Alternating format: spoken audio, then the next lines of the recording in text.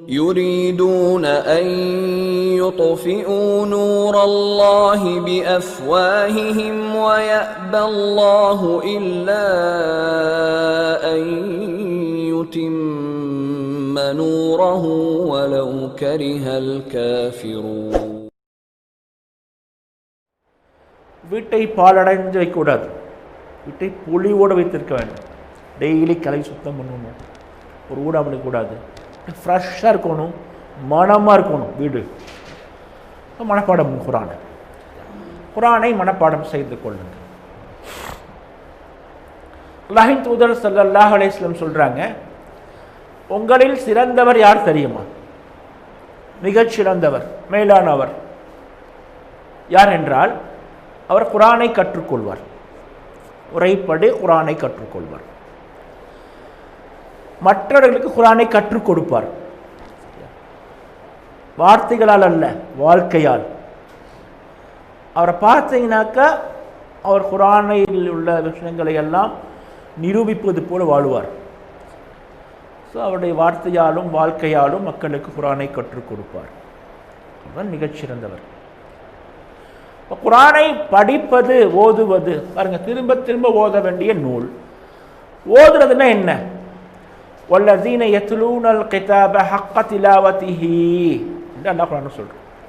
குர்ஆனை அவர்கள் ஓதுகிறார்கள், வாசிக்கிறார்கள். எப்படி வாசிக்க வேண்டுமோ அப்படி வாசிக்கிறார்கள். குர்ஆனை வாசிப்பதற்குன்னு சொல்லி ஒரு மெத்தட் இருக்கு, அந்த மெத்தடை வாசிக்கணும்.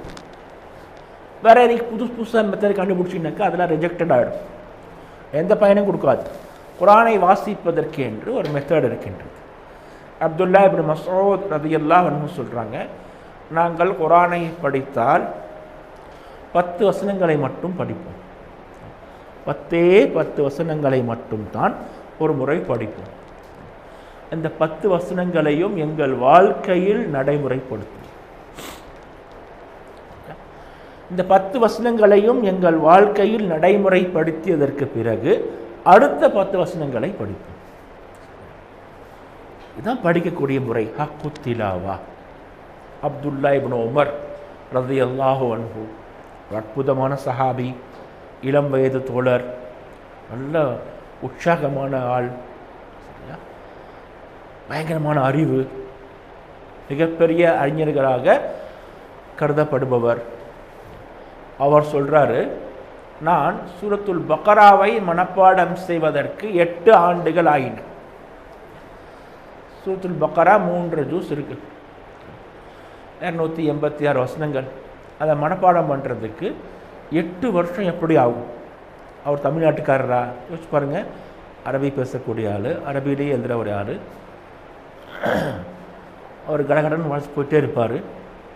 தமிழ்நாட்டில் இருக்கிற ஒரு சின்ன பையனை கொண்டு போய் மதரசாவில் விட்டோம் அப்படின்னாக்கா 3 வருஷத்துல குரானை மனப்பாடம் பண்ணிட்டு வந்துடுறான். முழு குரானையும், மொழியும் தெரியாது, ஒன்றும் தெரியாது. அரபி மொழி மட்டுமே தெரிஞ்ச, அரபியில் பெரிய புலமை பெற்றிருந்த ஒரு சஹாபி சூரத்துல் பக்ராவை மனப்பாடம் பண்ணுறதுக்கு 8 வருஷம் ஆச்சு அப்படின்னு சொல்கிறார். இப்போ எப்படி மனப்பாடம் பண்ணியிருப்பார்? யோசிச்சு பாருங்கள். மனப்பாடம் பண்ண பண்ண வாழ்க்கையில் செய்யணும். லன் தனாலுல் பிர்ர ஹத்தா துன்ஃபிகு மிம்மா துஹிப்பூன். ஒரு வசனம் இறங்குது, உங்களுக்கு எது ரொம்ப பிடிக்குமோ அது அல்லாஹ்வுடைய பாதையில் செலவிடாத வரைக்கும் நீங்கள் நன்மையை அடைந்து கொள்ள முடியாது. ஒரு வசனம் இறங்குது, வசனம் அப்படி பார்த்துட்டே இருக்காங்க மக்கா. ஒருத்தஞ்சு கேட்கிறார், அல்லாஹ்வின் தூதரே, ரொம்ப பிரியமானவற்றை அல்லாஹ்வின் பதில் கொடுக்கணுமா? ஆமாம் கொடுக்கணும். அப்போ நான் என்னுடைய தோட்டத்தை கொடுத்துட்றேன். அவருடைய தோட்டம் தான் மதீனாவிலேயே ரொம்ப ஃபேமஸான தோட்டம், பெரிய தோட்டம், மஸ்ஜித் நபவிக்கு நேர் முன்னாடி இருக்குது. சரியா? ரொம்ப அற்புதமான தோட்டம், பைரூஹா அந்த தோட்டத்தின் பேர். அவர் கொடுத்துட்டார். ஒரு வசனம் இறங்கினால் அவங்க நடைமுறைப்படுத்தினாங்க.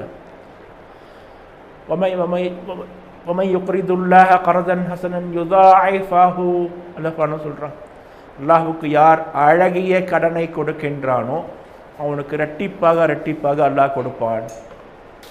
அப்போ அபூ தஹதான் ஒரு சஹாபி, அவர் என்ன கேட்கிறார், அல்லாஹ்வின் தூதரே, அல்லாஹ் கடன் கேட்குறானா? நம்ம அல்லாஹ் கடன் கேட்குறோம்.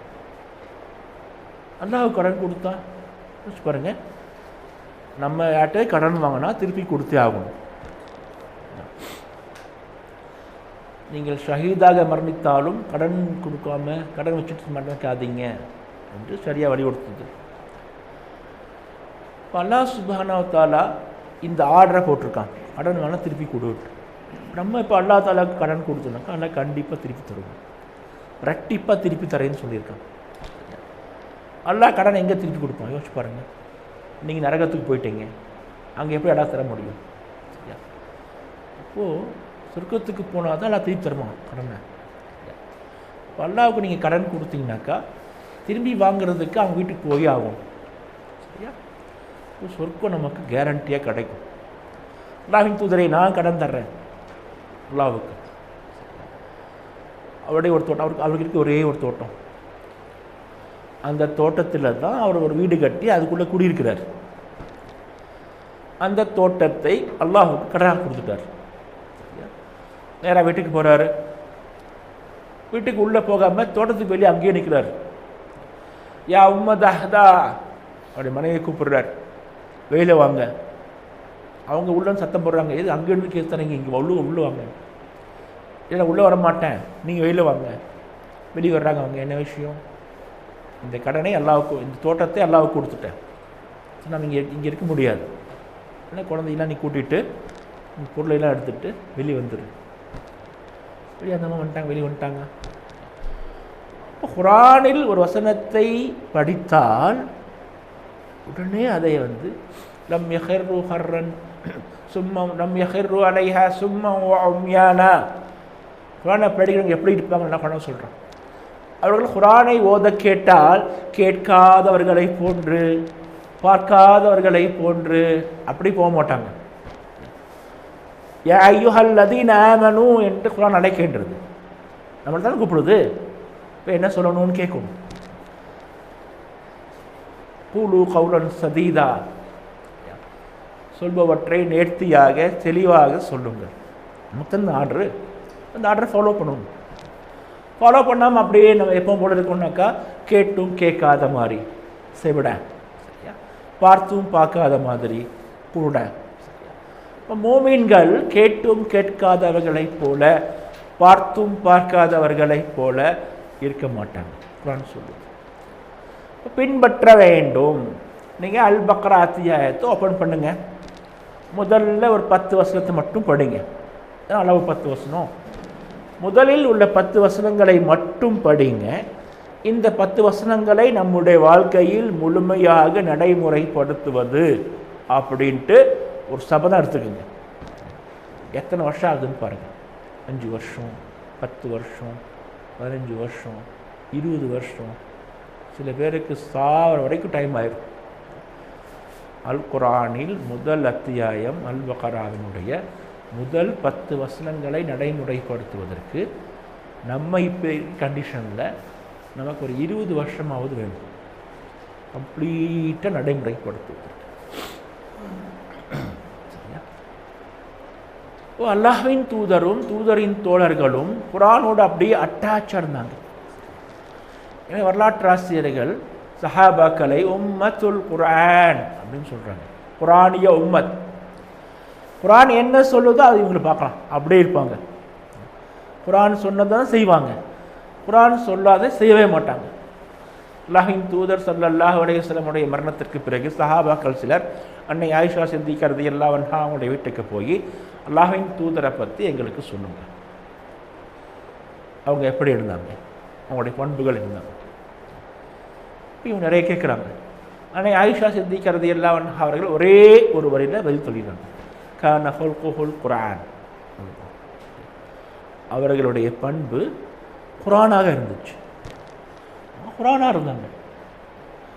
குர்ஆன் என்ன சொல்லுதோ அதையெல்லாம் செஞ்சாங்க. அவங்க எப்படி இருந்தாங்கங்கிறது குர்ஆனை பார்க்கலாம் நீங்கள். இப்போ குர்ஆனாக இருக்க வேண்டும். உம்மத்துல் குர்ஆன், குர்ஆனிய உம்மத். குர்ஆனோடு சேர்ந்து இருந்தாங்க. குர்ஆனோடு எப்படி இருந்தாங்க? தனியாக குர்ஆன் ஒதுக்கிட்டே இருந்தாங்க. அவர்களுடைய குர்ஆன் வானவர்களை இழுத்தது. அவர்களை பார்த்து வானவர்களும் ஆச்சரியப்பட்டார்கள். ஒரு சஹாபி இருந்தாங்க, மிகப்பெரிய சஹாபி, மதீனாவின் முக்கியமான தலைவர்களில் அவரும் ஒருவர். உசைத் இப்னு ஹுசைர் அவர் பேர். மிகப்பெரிய பணக்காரர், மிகப்பெரிய தலைவர், பெரிய ஆள், ரொம்ப அமைதியான ஆள். அவர் சொல்கிறாரு, நான் வீட்டில் உட்கார்ந்து குர்ஆன் ஓதி கொண்டிருப்பேன். அல்லாஹ்வின் தூதர் ஸல்லல்லாஹு அலைஹி வஸல்லம் ஜிஹாதுக்காக அழைப்பு விடுத்தால் வாளை ஏந்தி கொண்டு ஜிஹாதுக்கு வந்துடுறேன். ஜிஹாத் இல்லை என்றால் எங்கள் வீட்டில் உட்காந்து குர்ஆன் ஓதிட்டே இருப்பேன். ரெண்டே வேறு தான் செய்வேன். எங்கேயாவது படா போச்சுனாக்கா படையில் சேர்ந்துருவேன். படை எதுவுமே இல்லைனாக்கா வீட்டில் வந்து குர்ஆன் ஓதிட்டே இருப்பேன். குர்ஆன் ஓதிக்கிட்டே இருப்பாங்க. அவ்வளோ ஆர்வம், இன்னும் வேணும் இன்னும் வேணும் இன்னும் வேணும். நம்ம குர்ஆன் பழகி போச்சு, பார்க்கவும் மாட்டேங்கிறோம், ஓதவும் மாட்டேங்கிறோம். அதில் எதுக்கு இப்போ அரபியில் ஓதுறீங்க, தமிழில் ஓதுனா பத்தாதா, தமிழ்லேயே ஓதுறோம், அது அரைக்கூட தமிழில். இப்போ நமக்கு குர்ஆனுக்கும் மதிப்பே தெரிய மாட்டேங்குது. இப்போ அவங்க குர்ஆனை புதுசாக பார்த்தாங்க. குர்ஆன் மக்களை அப்படியே இழுத்துச்சு, மக்களை குர்ஆன் இழுத்தது அப்படியே ஈருவோம். அபூபக்கர் சித்திக் ரலியல்லாஹு அன்ஹு மக்காவில் அவங்களுக்கு நிறைய பிரச்சனை வருது அப்படின்னு சொல்லிட்டு ஊரை விட்டு போயிடலான்னு முடிவு பண்ணுறார். ஊரை விட்டு கிளம்பிட்டார், வெளியூர் போகிறார். மக்காவை தாண்டி அடுத்த ஊருக்கு போயிட்டார். அந்த ஊர் தலைவர் நாட்டாமல் அபூபக்கரை பார்த்து கேட்குறார், எங்கே போகிறீங்க, என்ன விஷயம்? நான் மக்காவில் வரலாதில் வேற ஊருக்கு போகலான்னு முடிவு பண்ணிட்டேன், என்ன போயிட்டுருக்குறேன். ஓ, என்ன பிரச்சனை? குறைஷிகள் பிரச்சனை தான். உங்களை மாதிரி இவ்வளோ பெரிய ஆட்கள் எல்லாம் ஊரில் விட்டு போக்கு நல்லா இல்லையே, நீங்கள் வாங்க நான் பேசுகிறேன் வாங்க அவர் கூப்பிட்டு வர்றார். குறைஷிகள்கிட்ட பேசுகிறார். அபூபக்கருக்கு நான் உத்தரவாதம், சரியா, அவர் இங்கே இருப்பார், அவருக்கு நான் ஜாமீன், என்ன பண்ணணும்னு சொல்லுங்கள், ஒன்றும் பண்ண வேணாம், உங்களை அசர் பண்ணிக்கிறோம், ஒரே ஒரு கண்டிஷன் தான், ஒரே ஒரு கண்டிஷன். என்ன கண்டிஷன்? அவர் வீட்டுக்கு வெளியில் ஒரு திண்ணை கட்டி வச்சுருக்கிறார், சரியா, சாயந்தரம் ஆச்சுனாக்கா அங்கே நின்று தொழுகிறார், அது மட்டும் செய்யக்கூடாது, வேறு என்ன பண்ணாலும் பரவாயில்ல, ஒரே ஒரு கண்டிஷன். இப்போ அபூபக்கர்ட்ட வந்து அவர் பேர் இப்னு துகுனா அப்படின்னு பேசுகிறார். சரி ஓகே, தொழுவ மாட்டேன். இப்போ அபூபக்கருடைய பழக்கம் என்ன அப்படின்னாக்கா, சாயந்தரம் பொழுது சாய்ஞ்ச உடனே திண்ணைக்கு வீட்டு வந்து தொழுவார். வீட்டுக்கு வெளியில் ஒரு திண்ணை கட்டியிருக்கிறார், அங்கேருந்து தொழுவார். குர்ஆனை சப்தமாக வாசிக்க வேண்டும்.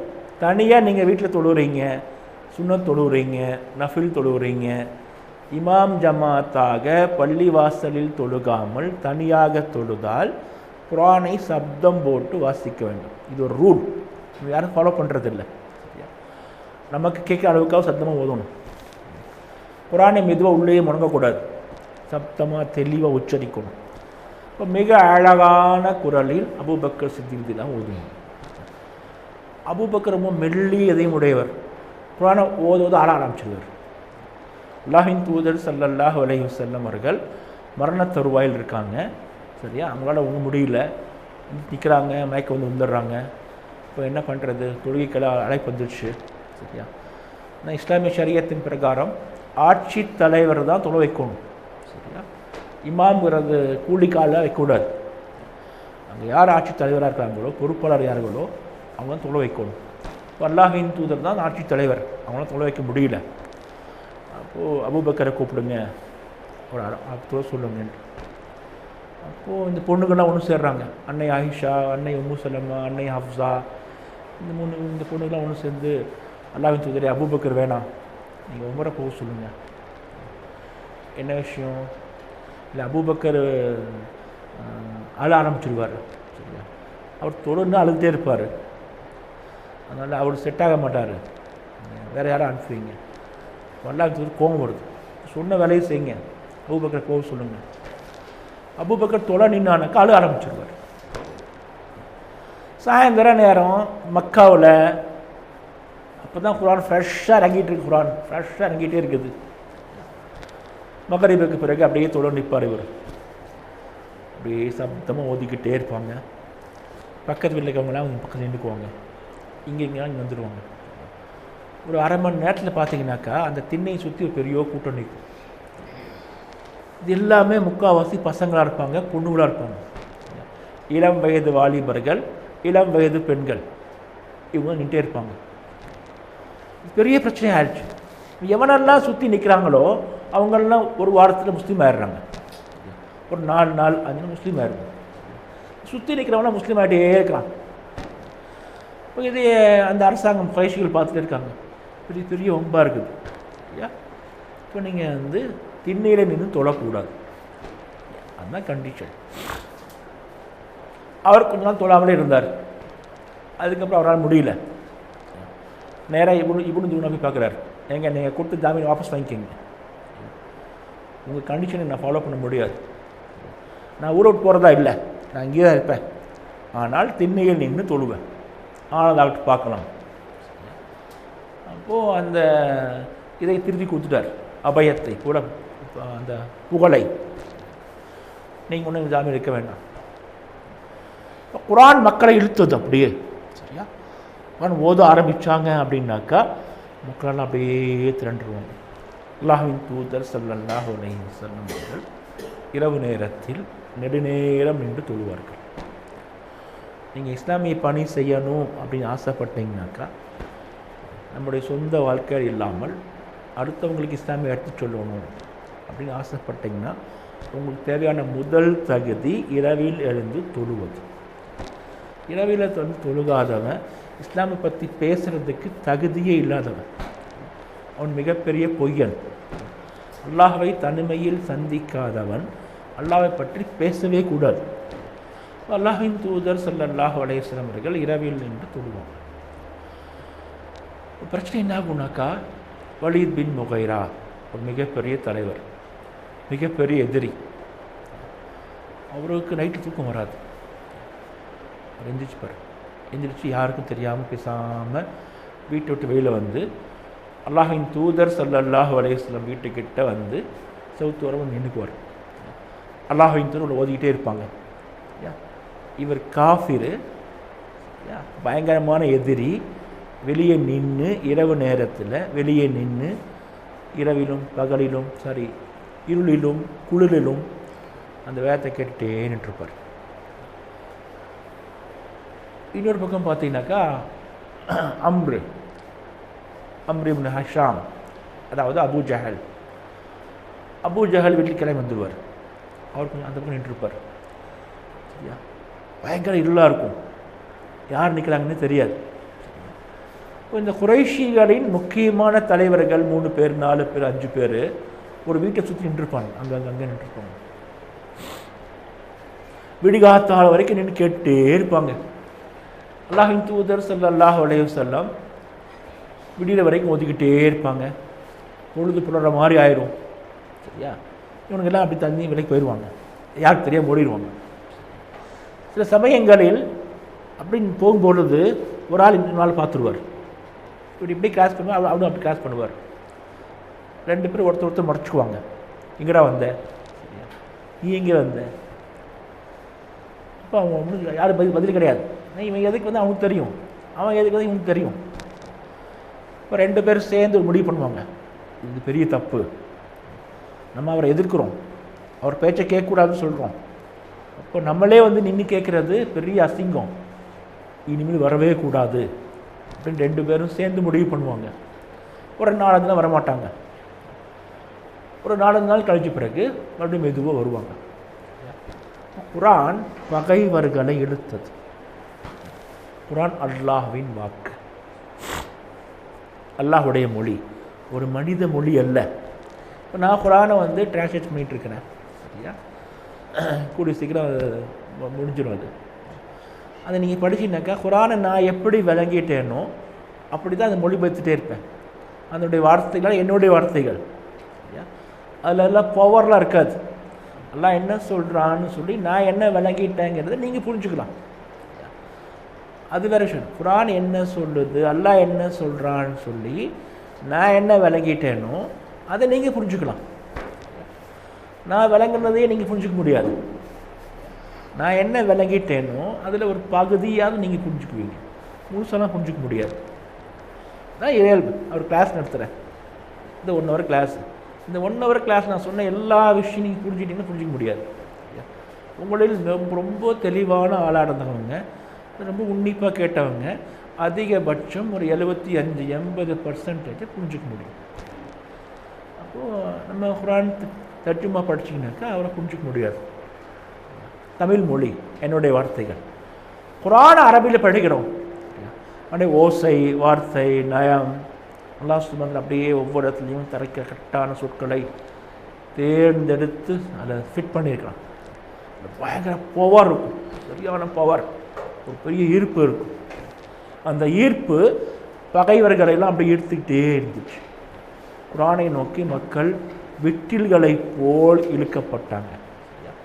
நான் இன்னும் சில சம்பவங்களை சொல்கிறேன், குர்ஆன் எப்படி மக்களை எல்லாம் ஈர்த்ததுன்னு. இன்ஷா அல்லாஹ் அடுத்த கிளாஸ் பார்ப்போம். ஓகே, வாஹில் அல்ஹம்துலில்லாஹி ரப்பில் ஆலமீன்.